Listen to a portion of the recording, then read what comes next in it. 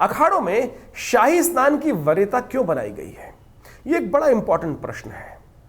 हर एक के मन में उठता है, क्योंकि अब तो देश आज़ाद है और कोई यहाँ राजशाही तो है नहीं। जो अमृत स्नान का नाम भी आज तो अमृत स्नान कर दिया गया है, यानी उस प्रजातंत्र की व्यवस्था की गई है। लेकिन ये सवाल बिल्कुल जायज़ है, बिल्कुल इंपॉर्टेंट प्रश्न है, इसका भी निवारण होना चाहिए। और आज हम उपस्थित हैं आपके समक्ष इस बात का भी निवारण करने के लिए। महाकुंभ में जो अखाड़ों की वरीयता के अनुसार से व्यवस्था बनाई गई है, वो संत समाज के सम्मान के लिए की गई है। जैसे आप बात करें कि आम जनता पहले स्नान क्यों ना करे और बाकी जो नागा साधु इत्यादि हैं वो पहले स्नान क्यों करें।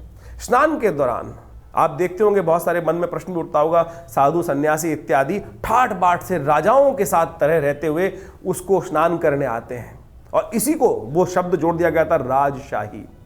आप एक बात समझें, पुराने जमाने में ना महाराज राजा को भी कहा जाता था, लेकिन संत को भी महाराज कहा जाता है। आज भी संत जो है ना, उनके आगे महाराज, राजाओं के जो राजा हैं, राजा भी जिनके चरणों में जाकर अपना जो सिर है वो नवाते हैं, उनके आशीर्वाद को प्राप्त करने के लिए भाव रखते हैं। यानी संपत्ति का कोई मतलब नहीं है। वो खाली बैरागी साधु जिसके हाथ में कुछ नहीं है, जो पैरों में चप्पल तक नहीं पहनता, किस लिए ललायित रहते हैं। राजा हर्षवर्धन के संबंध में एक कथा आती है कि करोड़ों अरबों की संपदा लेकर आते थे, और उस स्नान करने के बाद जब प्रयाग में स्नान करने आते थे, सब कुछ बांट जाते थे। किन के चरणों में? संतों के चरणों में बांट जाते थे। और रेत, जो कुंभ का जो प्रसाद है ना, वो रेती है वहाँ की, उसको रेती को प्राप्त करने के लिए लोग लड़ाई देते हैं। इस सत्य को प्रतिपादित करती है ये घटना कि जीवन नश्वर है, कुछ नहीं आपके हाथ से, जैसे रेती आपके हाथ से फैल जाती है ना, ये जीवन भी उसी प्रकार क्षणभंगुर है,